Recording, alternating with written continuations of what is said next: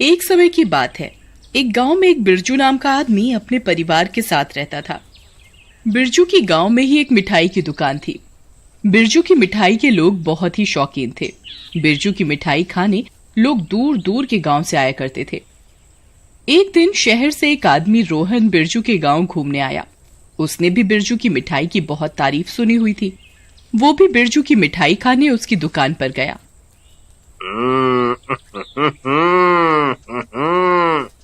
अरे, इसकी मिठाई कितनी अच्छी और ताजी लग रही है। मेरा तो मन कर रहा है बस खाता ही जाऊं। देखते ही देखते रोहन बिरजू की दुकान की बहुत सारी मिठाइयाँ खाता है। मिठाई खाते खाते रोहन को एक आइडिया आता है। अरे, यहाँ पर तो बहुत लोग मिठाइयाँ खरीदने आते हैं। यहाँ की तो जगह भी बहुत सस्ती होगी। आखिर ये गांव जो है, क्यों ना मैं भी बिरजू मिठाई वाले के आगे अपनी दुकान खोल लूं। बिरजू की दुकान तो छोटी सी है। मैं एक बड़ी सी दुकान खोलूंगा। अंदर उठने बैठने का अच्छा प्रबंध करूंगा। यहाँ मेरा काम अच्छा चलेगा। कुछ ही दिनों में रोहन बिरजू की दुकान के आगे ही अपनी भी बहुत बड़ी सी दुकान खोल लेता है। परंतु रोहन की दुकान पर कम ही लोग आते, क्योंकि बिरजू की दुकान की मिठाई का स्वाद दूर दूर तक लोगों ने चखा हुआ था। एक दिन रोहन ये सब देखकर परेशान हो जाता है। अरे, ये क्या है? मुझे तो कुछ समझ ही नहीं आ रहा। अभी भी बिरजू की दुकान पर इतनी भीड़ होती है। मेरी दुकान पर तो कोई आता ही नहीं। पूरे दिन खाली ही पड़ी रहती है। मैं कैसे अपने आदमियों को तनख्वाह दूंगा? मेरी बिजली का बिल भी इतना ज्यादा आता है। ओहो, अगर ऐसे ही चलता रहा तो मैं तो एक दिन लुट जाऊंगा। तभी रोहन के दिमाग में एक आइडिया आता है।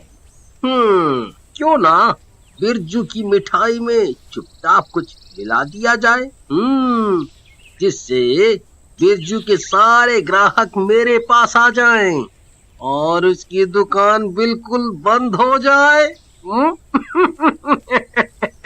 अरे वाह, क्या बात है। बन गई बात। ये काम हो सकता है। ऐसा करने से तो मैं बहुत जल्दी अमीर बन जाऊंगा। अगले दिन रोहन बिरजू के एक लेबर को अपने पास छुप कर आने को कहता है। बिरजू का लेबर रोहन के पास जाता है। बोलो भैया, आपने मुझे बुलाया? कोई जरूरी काम है क्या जो मुझे आपने चुपचाप आने को बोला? हाँ, मुझे तुमसे एक बहुत जरूरी काम है। बोलिए भैया, क्या बात हो गई? बात ये है कि मैं चाहता हूँ कि तुम रोज बिरजू की बनाई हुई ताजी ताजी मिठाइयों में चुपचाप जमाल खोटा मिला दो, जिससे तुम्हारी दुकान के सारे ग्राहक मेरी दुकान पर आ जाएं।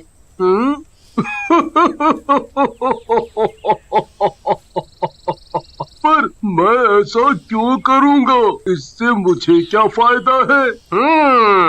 ये काम करने के मैं तुम्हें तुम्हारे मन चाहे पैसे दूंगा। बोलो। अरे वाह, क्या बात है। मैं ये काम जरूर करूँगा साहब।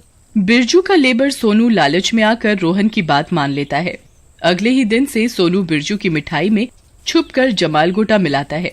बिरजू की दुकान पर ग्राहक उसकी मिठाई में शिकायत निकालने लगते हैं। अरे बिरजू भैया, आपकी मिठाई तो इतनी अच्छी होती है, एकदम ताजा।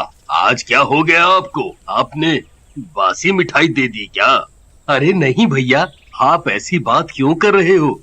मैं तो रोज ताजी मिठाई बनाता हूँ। बिरजू समझ नहीं पाता कि उसकी मिठाई में क्या दिक्कत आ रही है। वो तो रोज ताजी मिठाई बना रहा है, पर लोगों का उसे खाकर पेट खराब क्यों हो रहा है। देखते ही देखते बिरजू के सारे ग्राहक रोहन की दुकान पर आ गए। एक दिन बिरजू ने देखा तो परेशान होकर अपनी ही दुकान में फांसी लगा ली। तभी से बिरजू की आत्मा गांव में घूमती है। एक दिन बिरजू की आत्मा ने देखा कि बिरजू का लेबर सोनू उसकी दुकान में काम कर रहा था। तभी सोनू रोहन से बात करता है। भैया, मेरी तनख्वाह बढ़ा दो। आपने जो बोला था मैंने वो सब किया।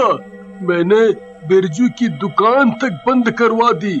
बिरजू का काम न चलने के चक्कर में वो बेचारा मर गया। मेरी थोड़ी तो तनख्वाह बढ़ा दो भैया। यह सब बिरजू की आत्मा देख रही होती है। इस धोखेबाज को शर्म नहीं आई। इसने मेरे साथ ऐसा किया। मैं अब इसको नहीं छोड़ूंगा, नहीं छोड़ूंगा। बिरजू की आत्मा ने ठान लिया कि अब रोहन की दुकान भी बंद करवानी है। रोहन को भी उसके कर्मों की सजा मिलनी चाहिए। बिरजू की आत्मा उसी दिन से रोहन की दुकान में कुछ न कुछ गड़बड़ करने लगती है, जिससे कि रोहन की दुकान के ग्राहक कम हो जाए और वो भी दुकान बंद करने पर मजबूर हो जाए। कभी रोहन की दुकान की मिठाइयों से अजीब सी बदबू आती तो कभी उसकी दुकान में जब लोग होते तो बत्तियां खुद ब खुद ऑन ऑफ होने लगती। तभी एक दिन रोहन ने देखा कि उसकी दुकान पर जलेबियां खुद ब खुद बन रही हैं। उधर कोई आदमी नहीं बैठा। ये देखकर रोहन बहुत परेशान हो गया। रोहन ये दृश्य देखकर जोर जोर से चिल्लाने लगा। अरे अरे आदमी लोगों, अरे यहाँ आओ। देखो देखो, हमारी दुकान में कोई है। हमारी दुकान में भूत है, भूत। यहाँ जलेबियाँ कैसे खुद ब खुद बन रही है। उधर कोई नहीं बैठा, कोई नहीं बैठा है। रोहन को परेशान देखकर बिरजू बाहर खुश होता है। तुझे तो मैं मजा चखा कर ही रहूंगा। तू ही मेरी मौत का जिम्मेदार है। मैं तेरा वो हाल करूंगा कि तू कभी भुला नहीं पाएगा।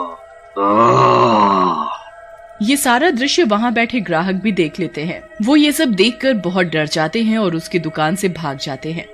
ऐसे देखते ही देखते रोहन की दुकान पर ग्राहक आने बंद हो जाते हैं।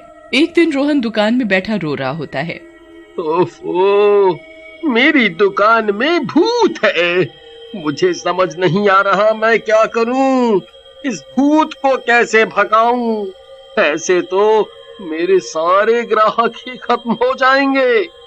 मैं भी दुकान बंद करने पर मजबूर हो जाऊंगा। रोहन रो ही रहा होता है कि तभी एक बहुत जोर जोर से हंसने की आवाज आती है।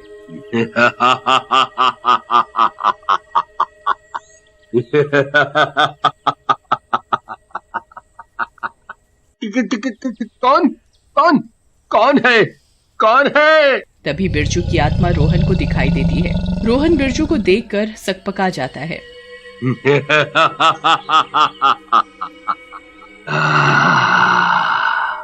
रोहन, तू तो गया।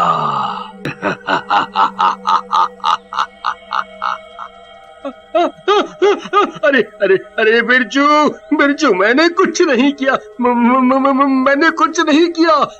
तुम्हें कोई गलतफहमी हुई है। मैंने कुछ नहीं किया। मुझे छोड़ दो, तुम मुझे छोड़ दो।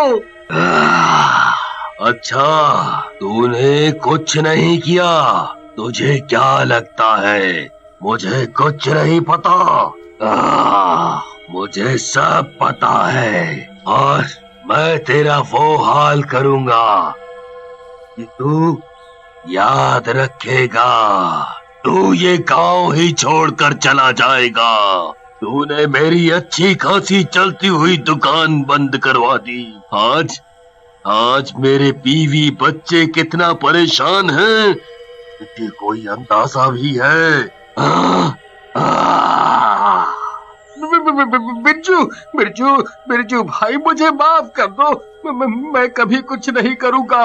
मुझसे बहुत बड़ी गलती हो गई। मुझे माफ कर दो, मुझे माफ कर दो।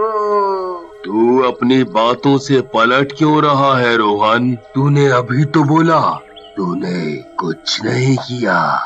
हाँ, मैं अपनी गलती मानता हूँ। मैंने ही तुम्हारी दुकान बंद करवाई।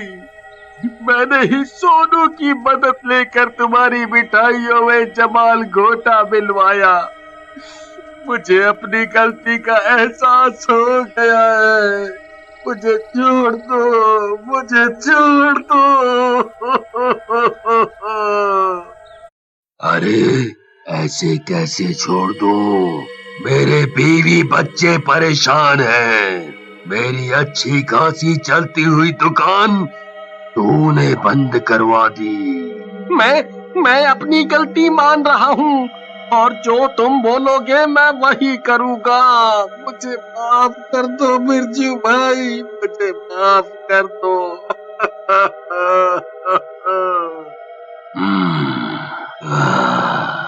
तुम्हें माफी तभी मिलेगी जब तुम मेरी बीवी को 50 लाख रुपया मेरे बेटे चंदन की पढ़ाई के लिए दोगे। मैं नहीं चाहता मेरा बेटा अपनी पढ़ाई छोड़े। मेरे मरने के बाद मेरी बीवी को उसकी पढ़ाई के लिए पैसे चाहिए होंगे। वो किधर से इंतजाम करेगी? हाँ, साथ ही ये दुकान भी मेरे बेटे के नाम करोगे और ये गांव छोड़कर तुम दूर चले जाओगे। अगर तुमने ऐसा नहीं किया तो मैं तुम्हारा पीछा नहीं छोड़ूंगा। मैं तुम्हें मरने पर मजबूर कर दूंगा। नहीं, मैं तुम्हारी सारी बात मानूंगा। मैं तुम्हारी सारी बात मानूंगा। सारी बात मानूंगा। रोहन अगले ही दिन बिरजू के घर जाता है और बिरजू की बीवी को 50 लाख का चेक पकड़ाता है। साथ ही वो दुकान भी उसके बेटे के नाम कर देता है। अरे ये सब क्यों कर रहे हो आप? जी वो दरअसल आपके पति बिरजू से मैंने कुछ उधार लिया था। मुझे पता लगा अब वो दुनिया में नहीं रहे तो मैं उनका उधार लौटाने आया हूँ। ये सुनकर बिरजू की बीवी बहुत खुश हो जाती है कि अब उसके बेटे चंदन की पढ़ाई आराम से हो सकेगी। कुछ ही दिनों में बिरजू की बीवी रोहन की दुकान को बिरजू स्वीट्स के नाम से फिर से खोलती है और वहाँ खुद बैठने लगती है। बिरजू भी चुपचाप वहाँ रोज आता और अपनी दुकान को चलता देखकर बहुत खुश होता।